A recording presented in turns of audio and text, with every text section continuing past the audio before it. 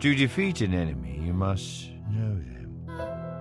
Not just their battle tactics, but their history, philosophy, art.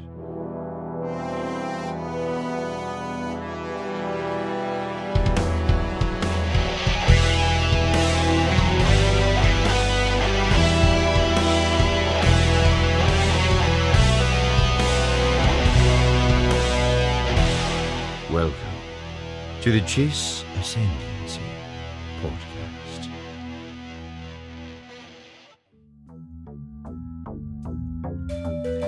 Hello, everyone, and welcome back to The Chiss Ascendancy.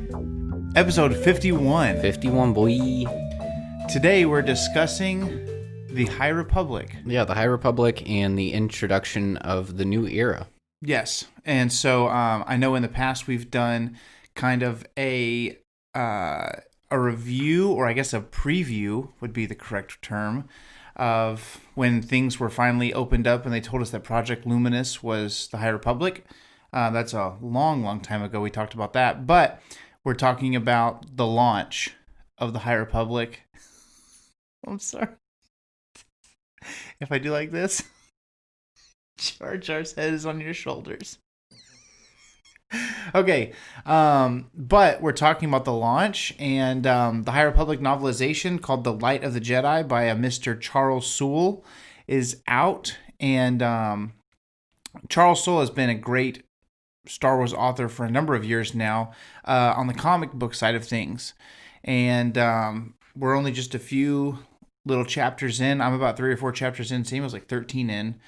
But his writing chops are as good as his comic chops. Yeah, I've really enjoyed it. I think it's one of the most enjoyable books up front that I've read here in a while. I think the first 2 chapters were kind of set up, and then the rest you're kind of into the plot and figuring out where the story is going to be going. I just think it feels the most like Legends that I've gotten under the new canon. So far, Light of the Jedi by Charles Soule is out, and also, thank you, A Test of Courage by one Justina Ireland is out. And also, February 2nd, Into the Dark, a young adult novel by Claudia Gray comes out. Very excited about that. And then there is going to be a secondary line of comic books called High Republic Adventures. And I think that those are kind of like for younger folks, written by Daniel Jose Older. He's the guy that has written, I think he wrote the Dewback story from a certain point of view, A New Hope. And he also wrote Last Shot, the Lando and Han novel from a couple of years ago. And that one's The Hast Lot. The Hast Lot. Some people didn't like that. I really liked it. And I thought that the bad guy from that book was it was a cool idea because it's Star Wars. There's been so many stories. I think that's what's compelling. The thing that's most promising, and you probably know more about this than me because you're further into the book, but the thing that's the most promising is a new villain, a new kind of danger, a new kind of problem that isn't something we've dealt with before. And so like I said, I'm only 3 chapters in, and so things are just getting started with me. But the thing that I'm most interested in, and I guess most nervous about, is if the Nile can pull off that here's a new villain that we haven't come up with before status. So we'll see. Without being spoilery, obviously, because the book just came out and everything is just launched, how has it been so far as the villains? So far, as far as I've gotten into the book, it seems to be more like the Jedi versus a catastrophe than the Jedi's versus a villain. I haven't really seen very many villainy things. I mean, there's been some price gouging and maybe like some stinginess on the part of the richer beings of the galaxy, but I haven't seen really anything that instigated the situation. There's whatever sets off the initial problem for everybody that's in the Hetzal system, which is where the whole front of the book is taking place so far. But I don't know, I haven't really seen any villainous activity. What's most exciting for me is the way that they're treating the Jedi. Right. And I know that we saw that little, I don't know, not an interview, but that post by Mark Thompson where he's talking about how excited he is to read this particular book for what it's doing for the Jedi.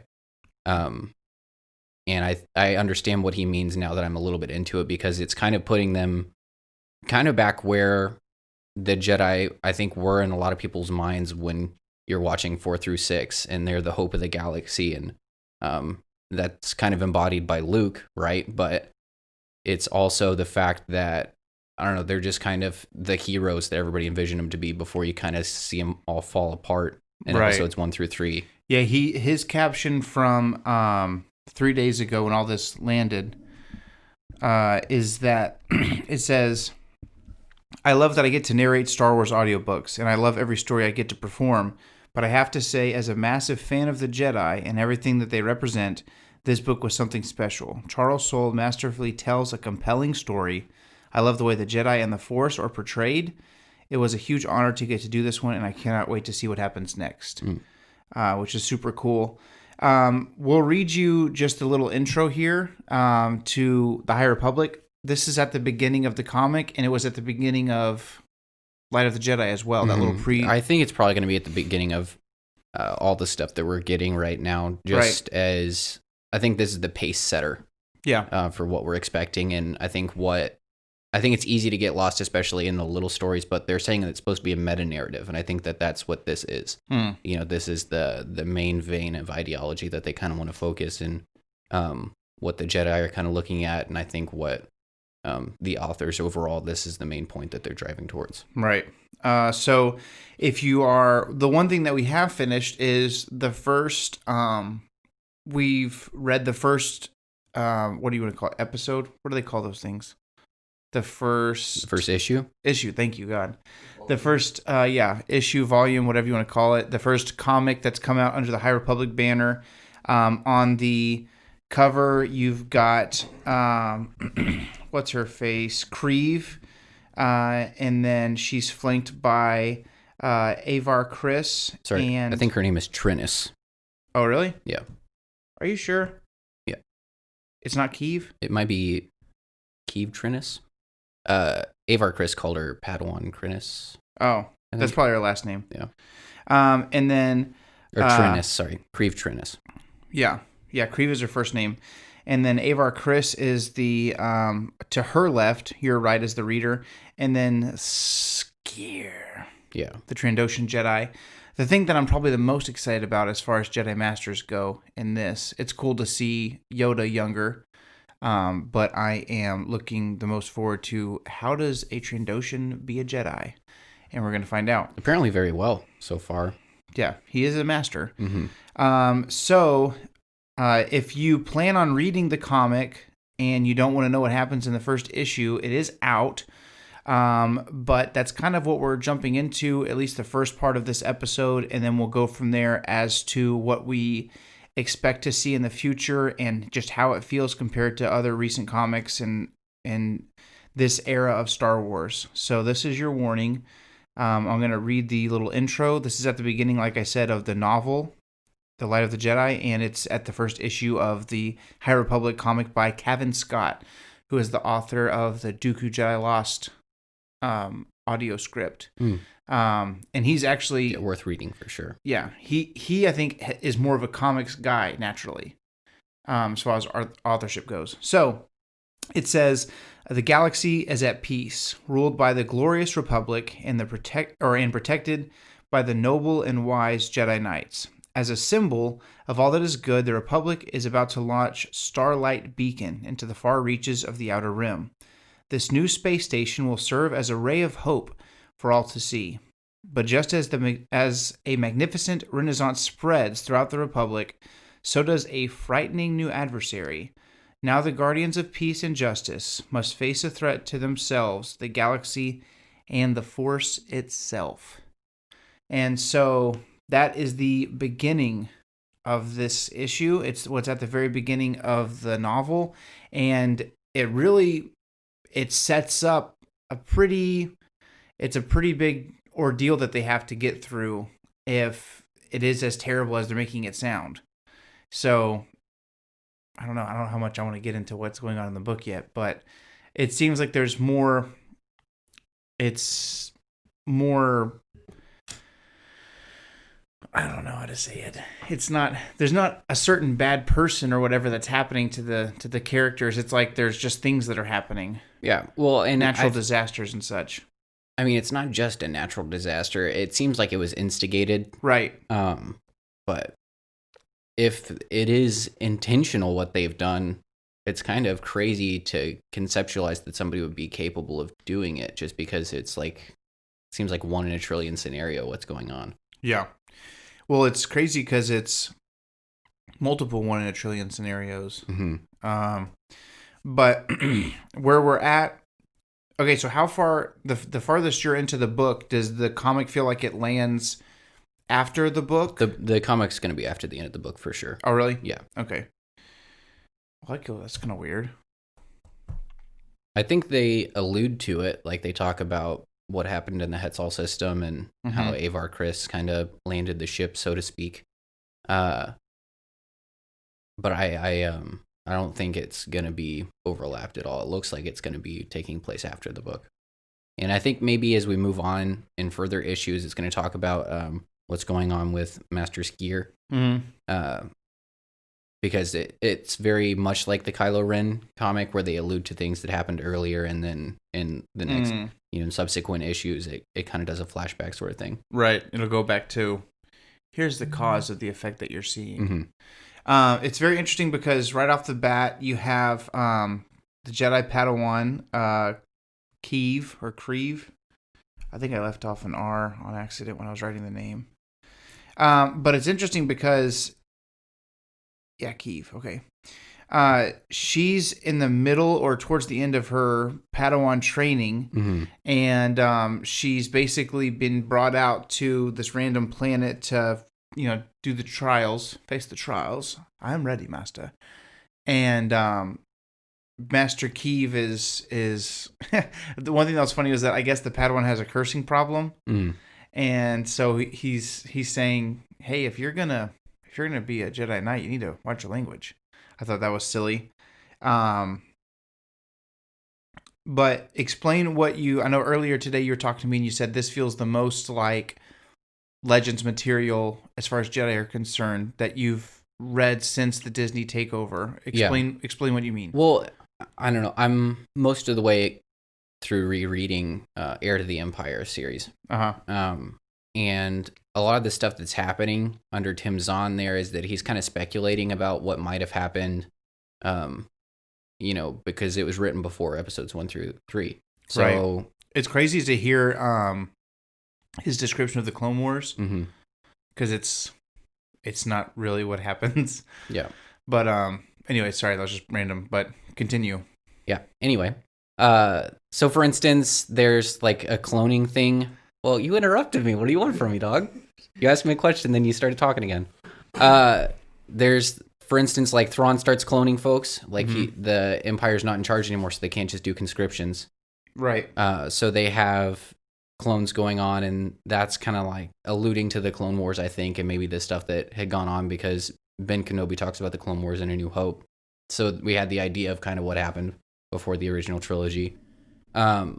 But I think stuff like what we get in this first issue, right? Like we're talking about the Jedi Trials and what that might look like, or how it was planned by the Master, or how it was ordained by the Force.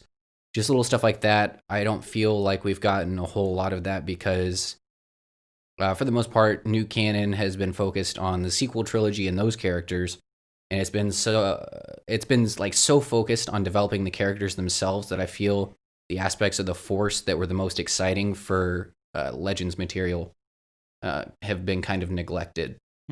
Like there is just stuff that Luke does in some of the sequel trilogy, or aspects of powers, or what their purpose is, or how they're guided by the Force. That kind of stuff just kind of seems a little bit left behind. You know what I mean? Well, it's interesting because the Star Wars that we've seen, as far as episodes 1 through 9, are the worst in the grand scheme of things. They're the worst Jedi that we've ever seen. When you look at, this is the High Republic, so this is supposed to be the height of the Jedi and their power and their ability. But episodes 1 through 3, in episode 8, Luke talks multiple times about their hubris and how flawed they were and how they saw themselves as greater than they could have been, and they allowed Palpatine to rise to power and Darth Sidious to take over and stuff like that. And then in the original trilogy, we don't really get to see a Jedi until Luke at the end of Return of the Jedi. And even still, he's the greatest Jedi that we get to see in the original trilogy as far as his abilities and whatnot. But partially because of the physical Earth time that those movies were shot in, and because of the development of the story of what the Force is and stuff hadn't really taken full effect yet. And then by the sequel trilogy, if Heir to the Empire had been the sequel trilogy, we would see Luke do things that were, more on par for the course.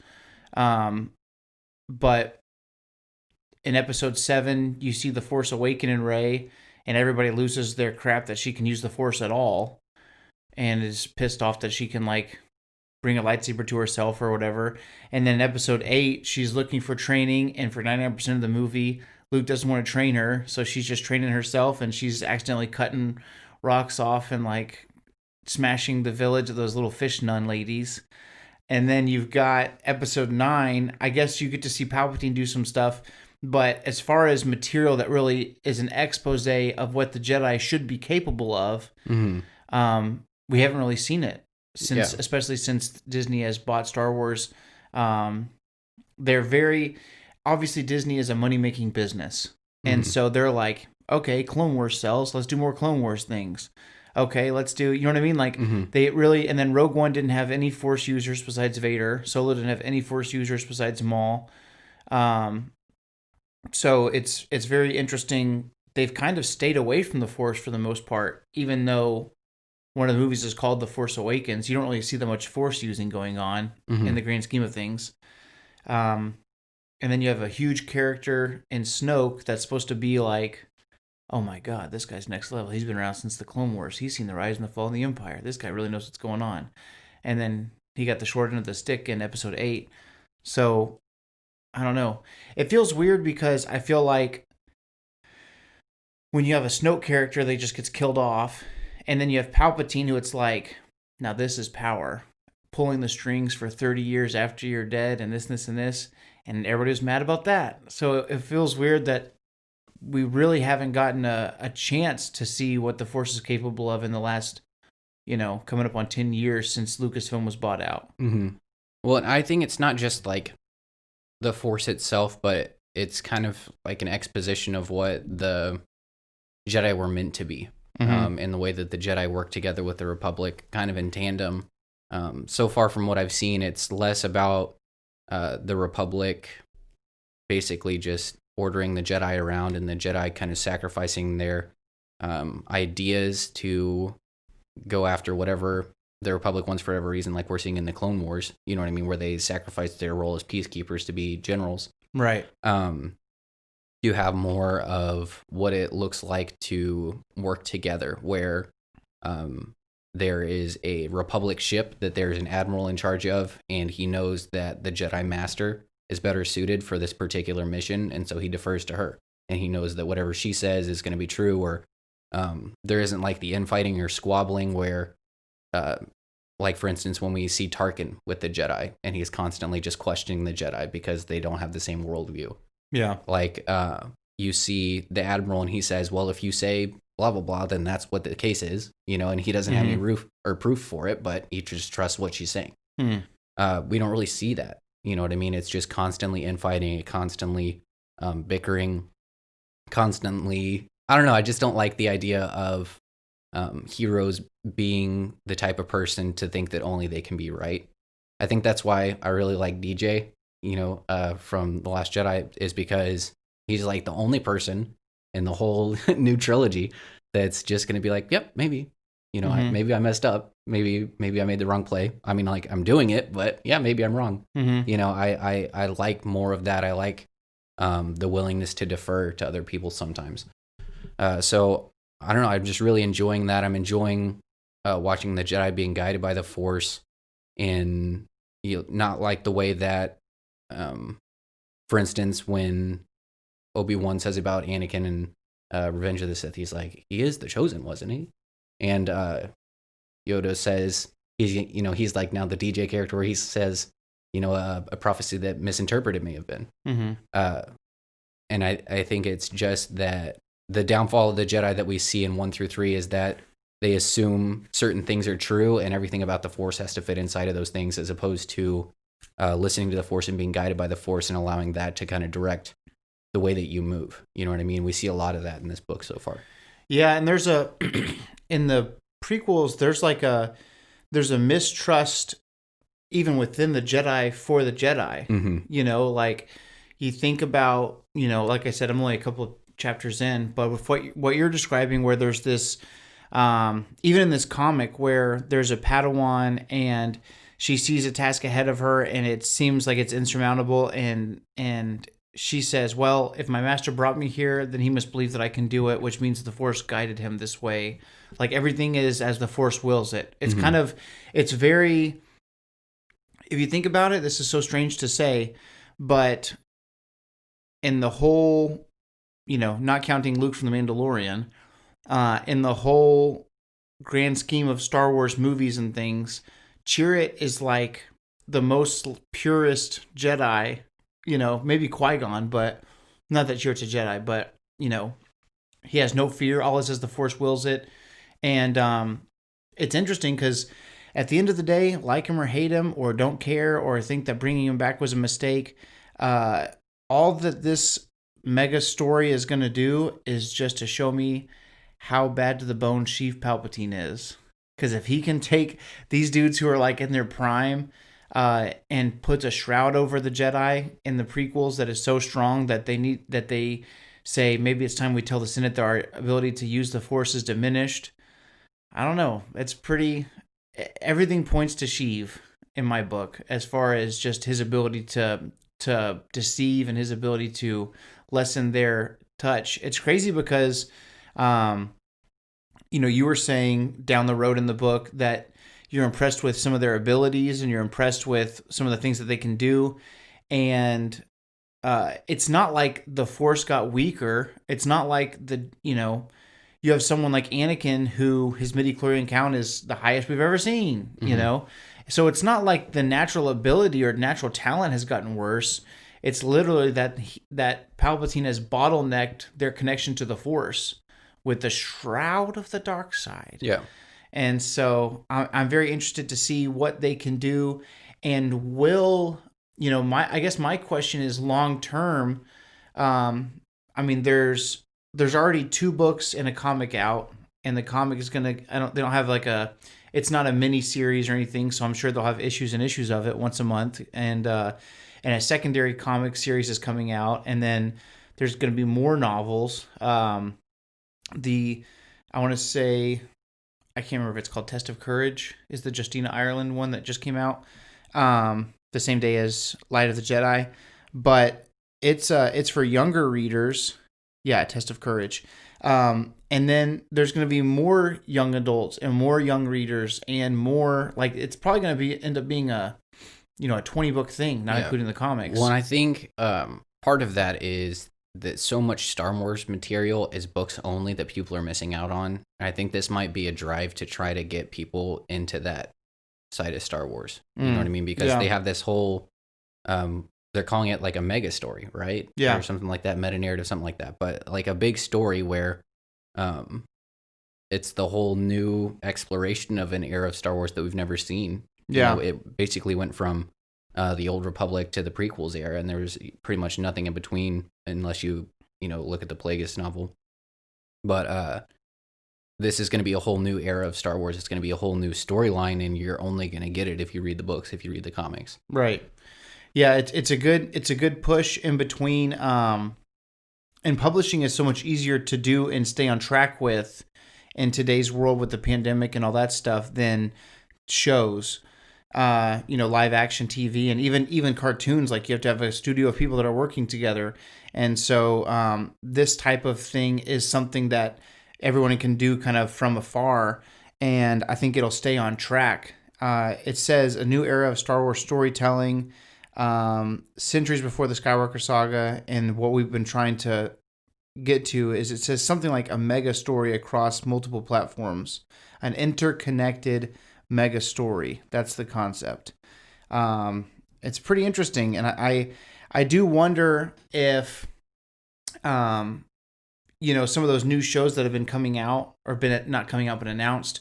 The one that probably stood out the most to me specifically, other than Mandalorian and Boba Fett getting his own thing. We didn't know about Boba Fett when they did the big announcement because they're waiting to show it at the end of Mandalorian season finale. But The Acolyte, which is it's someone that they say is about 100 years before the Phantom Menace, right at the tail end of the High Republic, who uncovers new dark side abilities. And my question is, not that all these stories lead to that story, but is that kind of the end cap of this line of tales? I mean, this is 200 years before, the Acolyte is 100 years before, but it does seem like the Acolyte may be the beginning of the fall of the Jedi as far as their ability to use the Force and stuff. Because I guess my curiosity is, when did that gradually begin? Because by the Phantom Menace, there's already infighting, and I guess, I don't know if it's maybe just my biblical mind thinking this way, but to me, the infighting and the strife within the Jedi, to me, would be part of the tool, part of the plan that Sidious and Plagueis would put out there to bring the Jedi down. Yeah, well, and I don't think it's necessarily that the Jedi became weaker fighters or weaker Force users in the aspect of being able to lift an X-wing out of the swamp. I think it's that the main strength of the Jedi is harmony and ability to see the will of the Force. I think those are the things that Palpatine kind of takes away. We have a concept that I think is really cool, where there's basically a larger starship that Avar Kriss is kind of in charge of for a lot of the book, called the Third Horizon. And from the Third Horizon deploy a bunch of miniature fighters that are like 1 or 2 person, depending on if it's just a Jedi Master, Jedi Knight, or a Master and his Padawan, called Vectors.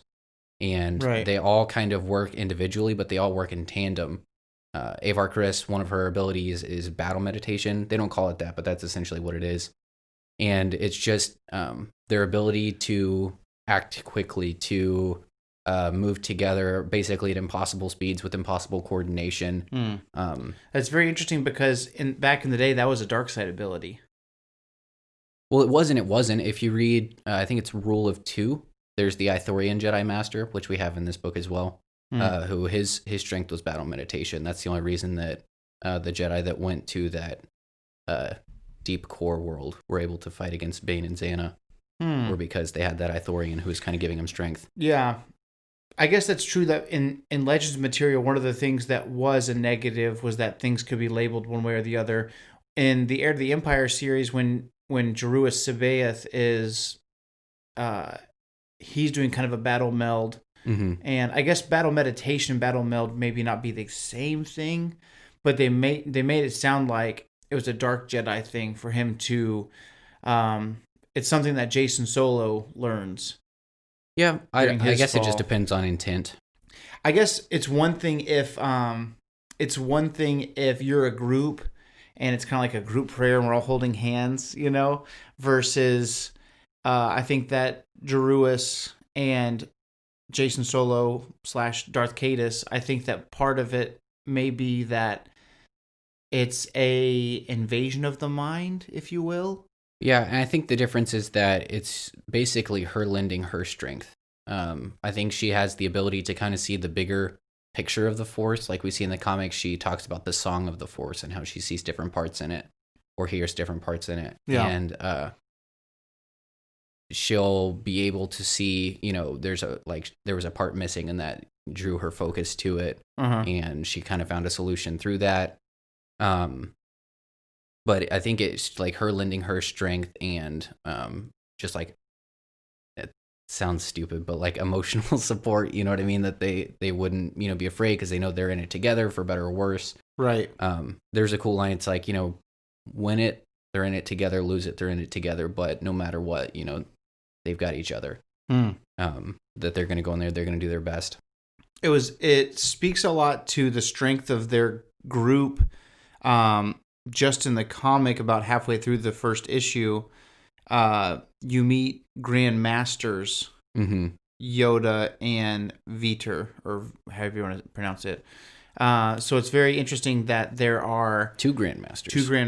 Yeah, I've never seen that before. Which I guess, I don't know. I've always heard that Mace was the Grandmaster in episode 1 and it switched to Yoda in 2 and 3. No, I don't think that's the case. But I've always thought it was just Yoda the whole time. Yeah, who told you that? I read it somewhere. I can't remember. I think they're wrong. Call them. There's not really any evidence anywhere to support that I've read or watched or heard. Because it's pretty much just Yoda large and in charge always. Yeah. Yeah. Large in the Force. Yeah. Yeah, we got that. And then what do you think about the Starlight Beacon? I mean, they're kind of making a big deal about it, but I haven't... It says it functions as hope, but what does it function as besides hope? Okay, so you know what I mean? I mean, like, because it kind of hints about it in the comics that it's like a navigation thing or a symbolic thing, but what does it do?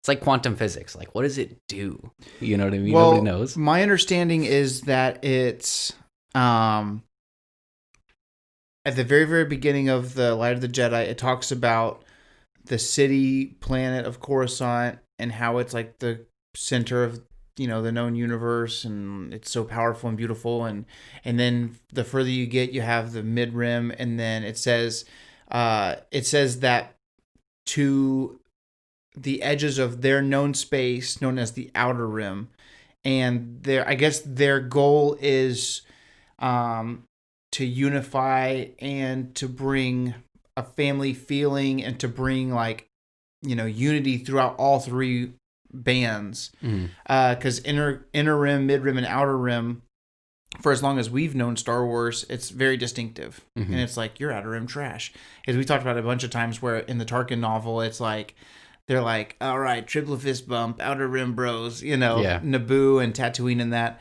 which is interesting because Naboo, for being outer rim, seems very elitist. I think it's mostly internalized, though. You know what I mean? It seems like, for instance, in Plagueis Palpatine's dad, he just sees himself as better than everybody else in Naboo specifically, or that they have that rich deposit of plasma that could make him more prominent, and he's like, nah, Naboo for Naboo. Get out of here with that freaking true. Republic trash. So it seems like to me that it's okay. So when America was founded, everything was basically far northeast. Like that's where freaking everything was. And then as time, went on, people started moving, way out west, like Fievel. And you guessed it, Green. Next stop, River. Green River. I'm a good-looking spider, no? So in the third Fievel movie, they played that off as like that was a dream. That's how they explain him being back in New York. Oh, he wakes up, huh? Yeah, he wakes up. Yeah, you're right. I hate that. That's the best one for sure. Fievel goes west. Easily the best one. Rank them. Although, how many are there? 4? 4. All right. So there's the American Tail. There's American Tail. There's Fievel Goes West. There is the Treasure of Manhattan Island, and there is the Mystery of the Night Monster. That's correct. So I'm gonna go 2, 3, 1, 4. 2, 3, 1, 4. Yeah, I agree. It's like 2, 3, 1, and 4. The Mystery of the Night Monster is kind of garbage. I only ever saw the first two. Though we did get a nice, extra heaping slice of rigatoni Tony for the Mystery of the Night Monster. Dude, do you like Tony? Yeah, I think he's funny. Tony the Pony. Yeah. I don't know if I care for him. He's kind of annoying. But you do get a lot of Tiger. You do get a lot of Tiger. I think you get a lot of Tiger in the Treasure of Manhattan Island. And you get the facts. The facts. I like that the double crosser's name is Scuttlebutt. I think that's funny. Scuttlebutt's a funny word. Yeah, that's from the third movie. Hey guys, what's the Scuttlebutt? What's the Scuttlebutt? What's the Scuttlebutt? Scuttlebutt is from the Treasure of Manhattan Island. Yeah, I know. That's why I said that I like that one. You remember whenever they find that secret Native American mice place and all the booby traps. That's where I learned the word booby trap from that movie. There's. I remember watching it for the first time. I was like, oh, he said booby. Yeah, I thought that too. I was like, booby trap? Are we allowed to say that? Booby trap? Bro, guess how old Mace I Windu can get away with was? saying it as much as I want. Booby trap, because it's okay, because it's a booby trap. They always are. Ah. Do you remember when Scuttlebutt, that huge Indian mouse, likes him? Yeah. And she's like, I can't remember what she says. I don't remember what she calls him either, but she's got the hots for Scuddy Buddy. Scuddy Buddy. Scutter Butters. Dude, this segment's going to be so boring for anybody who hasn't seen The American Tail. If you haven't seen American Tail, what do you mean to do? They were all on Netflix in like 2015, and I watched them all. For forever. Dude, Treasure of Manhattan Island, I don't know if they're still when I on was there. a kid, used to be like the Look that movie. up, Jamie. It's definitely. Can you see what it's on HBO American Max, Tales I think. are on Netflix? Well, no. What were we saying? That used to be the movie I would watch when I was going to bed. Like when I was a kid. Oh, okay. I was like, And as I a would married man? I would wake up and be like, rewind, play. Dude, the worst part about my VHS player was that it got really shrill towards the front of the movie. So it would just be like normal, and then it would get to the front and be like, yeah! They have American Tail on Netflix. Just the regular one? I'm looking for the other one. Never say snap. never. That's funny. That's a song. Did you know that Mace Windu was born 72 years before the Battle of Yavin? So he was like 50? When he died, yeah. Let's see. Okay, listen to this. Dang it. Just the American Tail. That one's okay. Okay. I'm surprised it was good Mace enough to Windu. get a sequel, but I'm glad. Mace Windu was a male Koran human Jedi, which I don't know what that means. The secret weapon. Of legendary status, who was who's master... the male Koran Jedi? Mace Windu. He's was- not Koran. Korun. Oh, I thought you were saying like... Not Quarren, not the balls neck guys. Testy situation, you say. He just got his removed. Who was the master of the Order in the days leading up to the Battle of Geonosis, after which he gave the title to Grand Master Yoda. Is that Legends? Nope, it's canon. That's stupid. That means Yoda gave it to him first. Oh, hang on a second. Why did he go to Legends first? I'm sorry. Wow. I dropped the ball, Look guys. who knows what who knows. That's why I was so surprised. Yeah, that's why I'm so fucking confused. That's Jimmy him or Jimmy me. Okay, it says he once served as elected leader of the Jedi. Well, there's your problem. Oh my god, that's so Letting funny. all the little so-and-sos have their say. The will of the Force. Grandmaster Jedi Yoda. Yoda looks spry, bro. He looks like he's using that cane just because he can. Oh, yeah. He's been using that thick and luscious shampoo. He's still got a full head of hair. Look at that.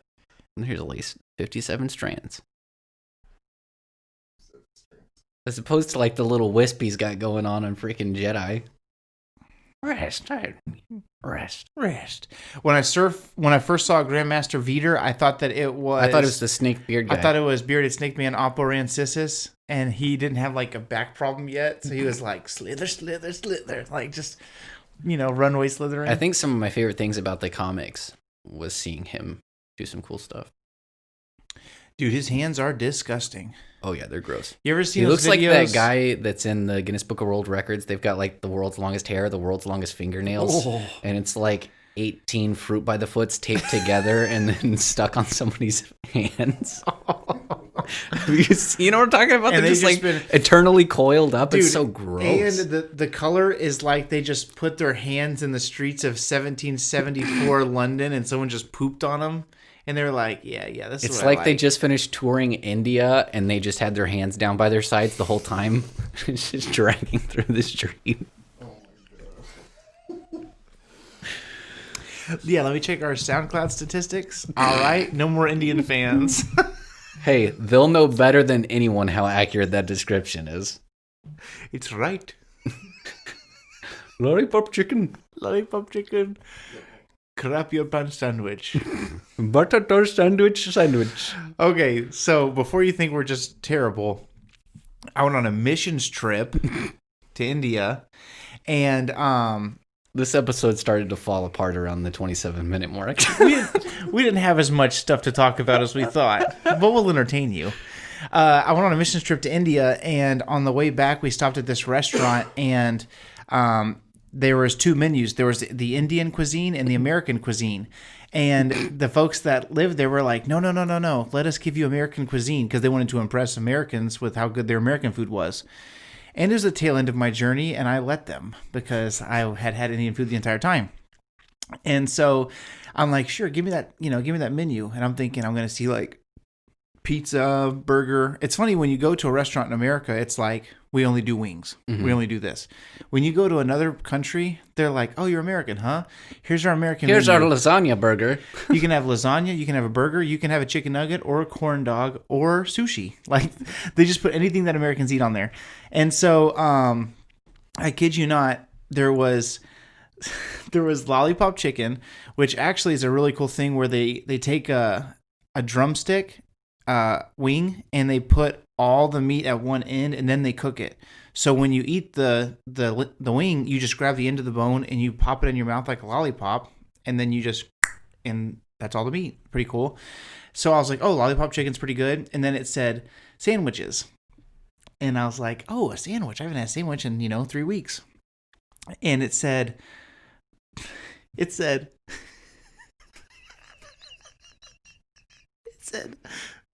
butter toast. Butter toast sandwich. No. Butter toast. And then underneath that was butter toast sandwich. So one of them, I guess, was just a buttered toast.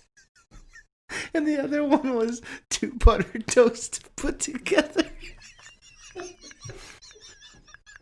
I was in Israel in 2015. We'd spent most of our time in Jerusalem or Bethlehem, which they're right next to each other. I don't know if you realize that. It's like literally just the other side of the wall is Bethlehem. But we were driving back to Tel Aviv, which is where the airport is. It's funny, the next time you see a Christmas play, you're like, it wasn't that far. Yeah, it wasn't that far. That was like a 15-minute donkey ride, tops.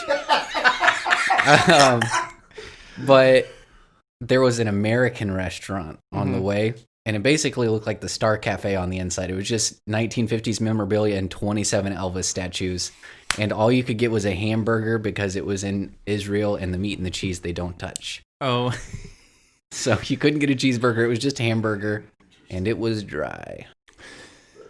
And I spent every penny I had on a double bacon cheeseburger the second I got back to America. Oh, I bet. It was great. Yeah. If you've never been out of the country and you like, I can't believe you eat McDonald's, that's trash. That's Go to all you want. Literally anywhere else. And when you get back, you'll be like, give me that McDouble, please. And you will kiss the ground outside of a McDonald's. That's all you want. That's the first thing I wanted was double bacon cheeseburger. Dude, I bet you that McDonald's makes 40% of their profit in foreign airports. Where Americans are like, oh, a McNugget. I'm holding onto the horns of the altar. Dude, it's like, no, sir, the McFlurry machine's broken. And then it just like home. He just cries a single tear. You just see somebody in a red hat just shoves the person is like, I'm getting that McFlurry. They're storming the Capitol. For a McFlurry. Oh, that's so stupid. But no, for real, if you've ever seen Iron Man, when he comes back and he's got like a satchel full of cheeseburgers, that is very accurate. That is very accurate. That is very accurate. It doesn't matter. Mine was Burger King too. I don't even like Burger King, and I was eating it all. Yeah, Burger King's a big one. I'm sure if you're from California, getting that In-N-Out burger is probably a big deal. If you're from I love Texas, some nice styrofoam fries. Yeah, nothing like Dude, the burger's good for how cheap it is, but those fries suck. Yeah, the other day They're trash. The other day, my Mike, my father-in-law, Mike, my father-in-law, so he grew up. I really liked the burgers. I did not like the fries. Grew up in Chicago, went to California for college, and then met a woman there and got trapped. Yeah, no. So whenever he lived in Texas, San Antonio specifically, he would always tell me, "Yeah, I never knew what a good burger was until I got to Whataburger." And as a lifelong Texan, I'm like, "You're daggum right. Get your horse and get your Whataburger and get your cinnamon roll." So on this last trip, when we were going back to the airport in California, I asked him. I said, he goes, "When on the way back from the airport, I think I'm going to stop at In-N-Out." And I said, "Do you miss Whataburger?" And he goes, "Hmm." And I said, "Hang on a second." I said, "So what's better, In-N-Out or Whataburger?" And he goes, "Oh, In-N-Out for sure." And I was like, "Oh God, we lost you. We lost you."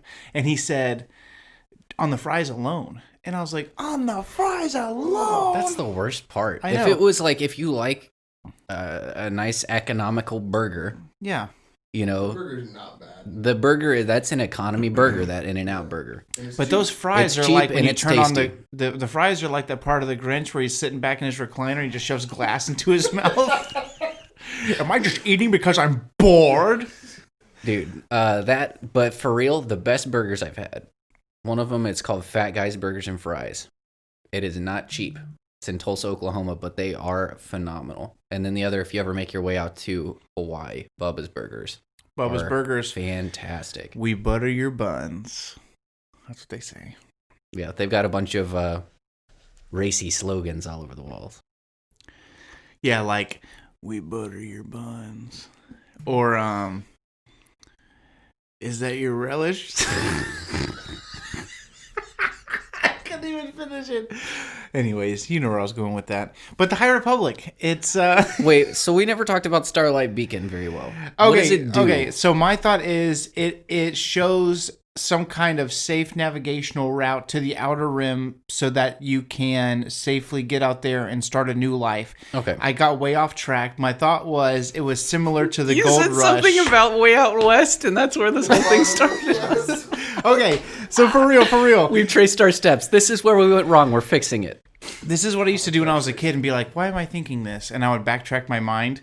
Okay, when the gold rush happened, and all the 49ers went and they panned for gold, I think that, I can't prove this, but my thought is, as a way of, similar to Outbound Flight Project, where it was like, we're going to take our civilization and our peace and our people, and we're going to go out to the unknown regions. If I might interject real quick, a big slogan right now is "We're all the Republic." Yeah. So there's this big push for unity under this Supreme Chancellor, and that's something that everybody says that when they're trying to muster strength and unity, they say, "We're all the Republic." Yeah. So I think that might be where it's headed. Yeah. They're trying to unify, and they're trying to... think about it. It's kind of like... Which we now realize is a mistake, because once the Outer Rim got in there, everything went to...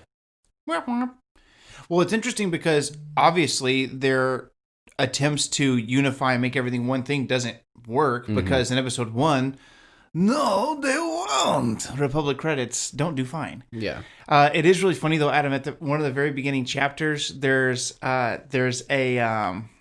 He's not the chancellor. He's like a leader of a small group or whatever. He's the prime minister of the Hetzal system. Prime minister of the Hetzal system. And there's this big thing coming in, and it's a big tragedy. I don't want to get into spoilers, but there's something inevitable that they need to act on that the leader's not acting on in time.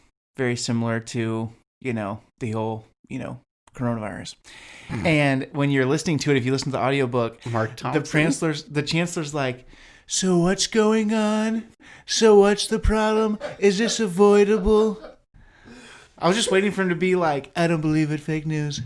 but He was 100% doing a Trump impression. I'm going to ask him. It was pretty... No, you don't even have to. I'm going to go on the record as having said that was a Trump-inspired voice. That's awesome. It was funny because it was I did like that they gave him a fair shake, that even if he was, like, disappointing, he was like, well, he worked on the information that he had at the time. It seemed like a good decision to, scale back the police force or whatever, because there was a time of peace. They could be spending the money on better things. Yeah. But we're still screwed. It was interesting because the first couple of chapters felt like when we were reading that Tauntaun story from a certain point of view. And I was like, okay. Dude, so this guy's going to die. What I wanted to do when it first came out, I'd had a busy day that day. Yeah. And I was like, I'm listening to 2 or 3 chapters and then I'm going to go to bed. And the first 2 chapters, it was like the Tauntaun story. I was like, what if every chapter is just like everybody dying? Like, that's how the first 2 ended. I was like, dead. All dead. Admiral Snack Bar. It was really sad because All dead. the second chapter, I'm just going to tell what happens because it's 2 chapters in. It's not super important. But you have the guy that works at basically the air traffic control, and he's just waiting for the clock to get off so he can go see that. He was sweet... way too wistful. I was like, all dead. Yeah, he was like, I can't wait till my time is up so I can go see that hot Twi'lek at the bar I go to every night. And it was so sad because you're like, yeah, she probably doesn't like you. She's probably just nice to everybody. But then later it says, and somewhere on that planet, a Twi'lek bartender looked up wondering where the guy that she was interested in was, or something like that. And I was like, oh no, it really would have worked. And then they die. Hey, there's a Jedi master. I forget what her name is. Maybe she's a Jedi Knight. But Okay. she's a Duros. Yeah. And it keeps talking about how she's green-skinned. Yeah, they're green skin Duros. Where? I've only ever seen blue. Show me. Are the girl ones green? There's a picture of one either at the end of this comic or somewhere. Interesting. I've only ever seen blue skin Duros, mainly because you only see that one at the beginning of A New Hope that's in the cantina, and then obviously Cad Bane.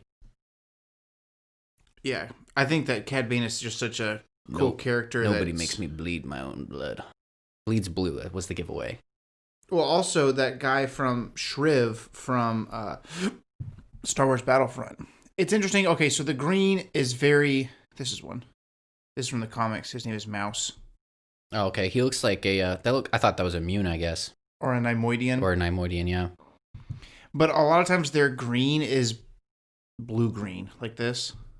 It's like turquoise. Yee. But anyways... I was surprised that Cad Bane got his head inside the clone's helmet in the Clone Wars. Yeah, he's such a freaking brainiac.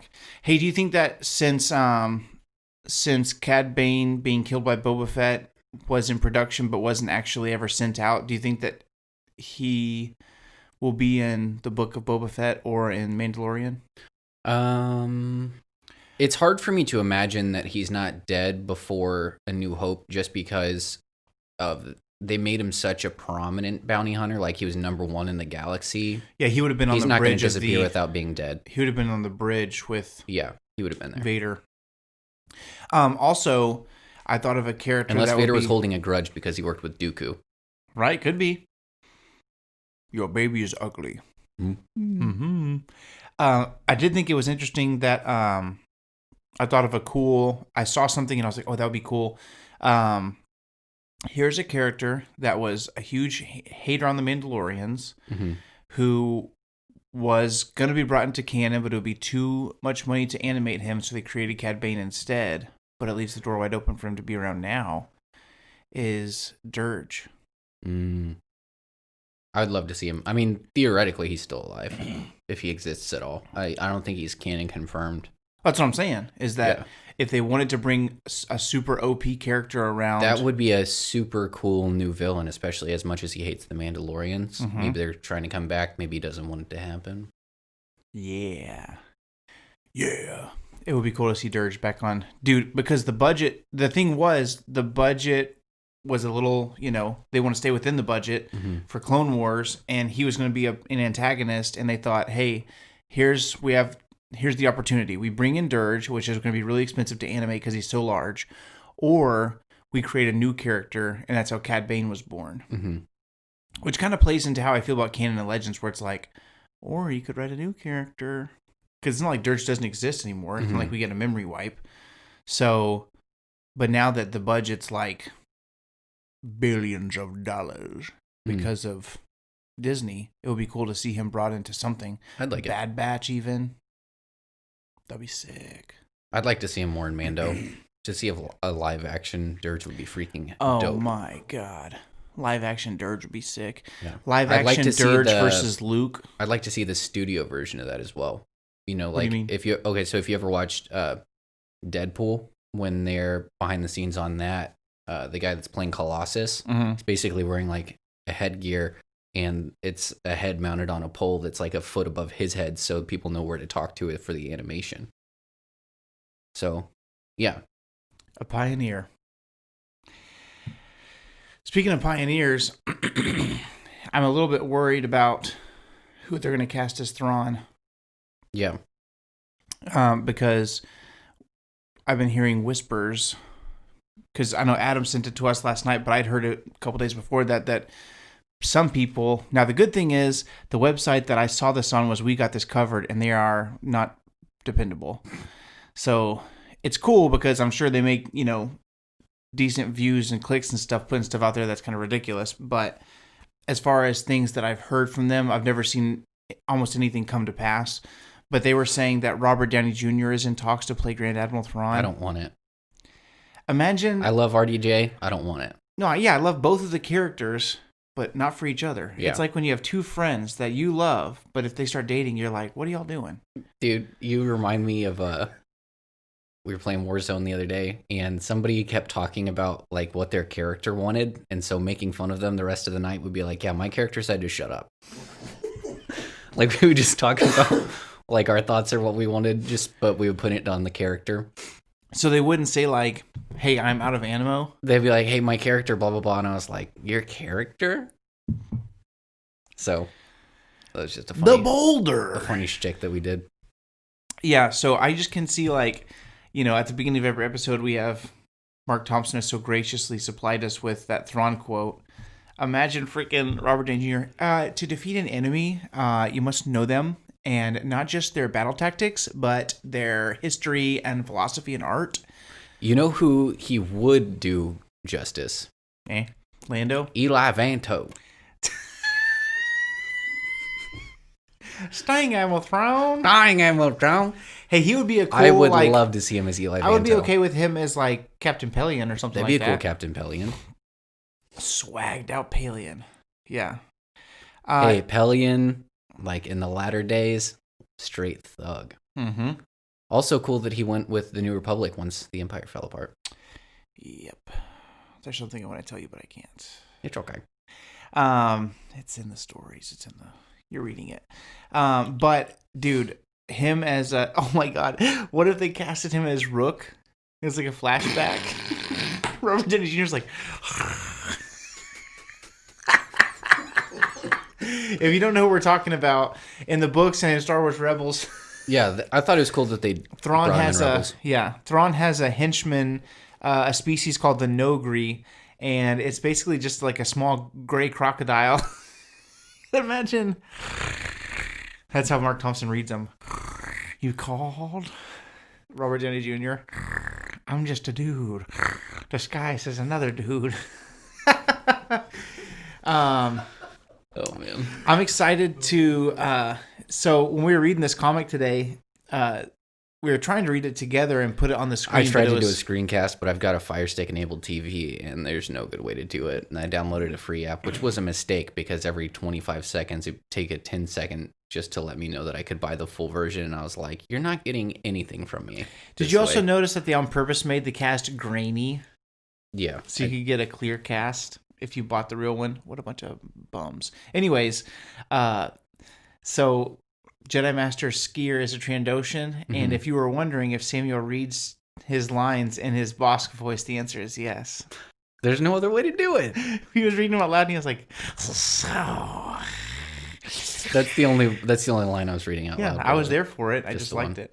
I wanted the fans to have the pleasure of knowing. Mm.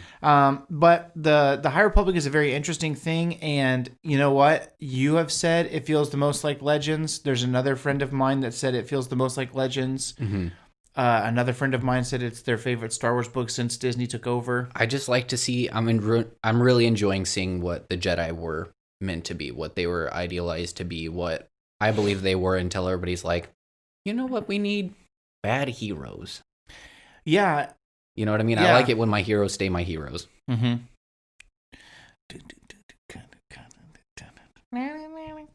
Some Foo Fighters. There they go.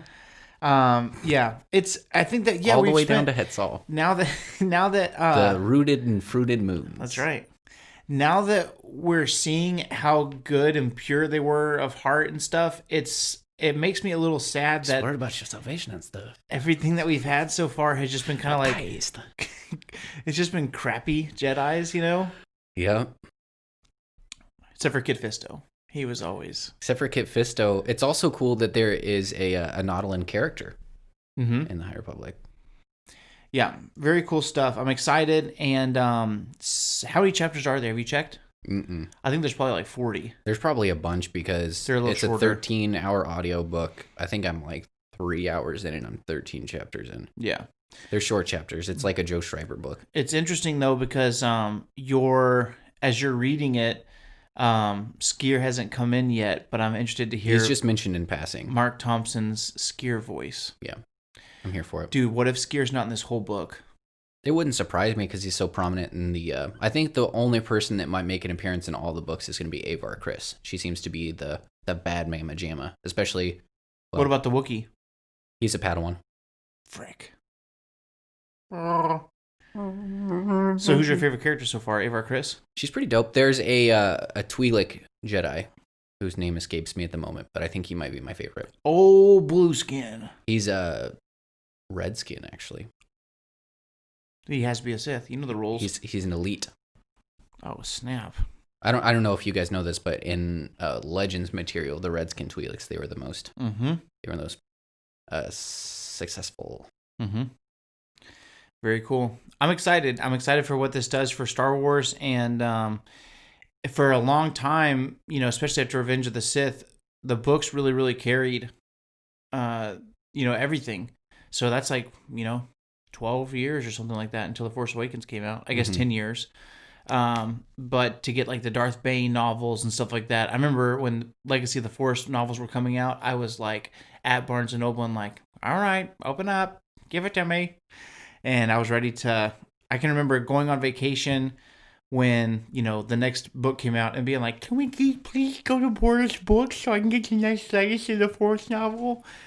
So it's cool to have, there's really... R.I.P. Borders bookstores. Yeah.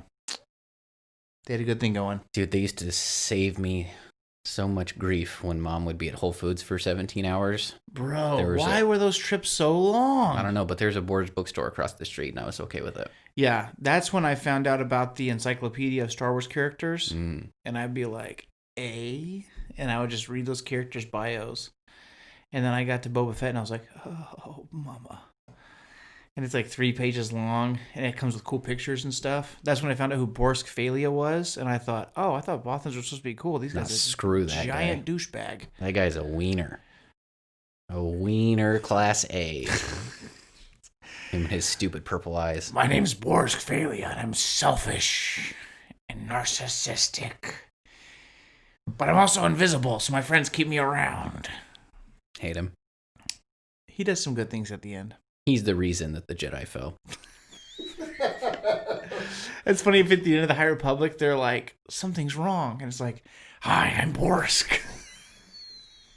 It's like freaking Dragon Ball Z, like somewhere in the galaxy, Borsk Phalia is born. It's like when Broly was born. Something's wrong. Green lightning, what's happening? It's Borsk. Rips himself out of the test tube, bigger than all the other test tube babies. Kills his father with one hand. I look like a wildebeest. Screw that guy. He's a pretty tooly. Yeah, he sucks. Anyway, I think that's all we've got for now. Yeah, it's good stuff, but I'll be done with the book by next week for sure. yeah, I think that we'll both be done with the book by next week. Maybe we can give you a full review. But if you have any questions, please comment on this video, like the video, subscribe to the channel, share it. And hey, you guys are really freaking slacking on the iTunes reviews. We haven't had one since October. Wow. Yeah. So here's the thing. If you leave us a 5-star rating and write a review, we will read it on the air, and you will become just as famous as you always wanted to be. Because, of course, they'll hear your name. Reminds me of American Horror Story. One of the ghosts, she wanted to be famous, and then she found out she was, like, brutally murdered, and it was on the front page, and she's like, I did become somebody. That could be you. Yeah. You could be slightly more famous than you were before. You know? Yep. So, anyways, leave us a review, tell your friends about us, and write to Lucasfilm. Tell them about us. But thank you guys for tuning in. We'll see you guys next week. May the Force be with you. And remember, Starlight Beacon or not, the only family you have here is me. See you next week.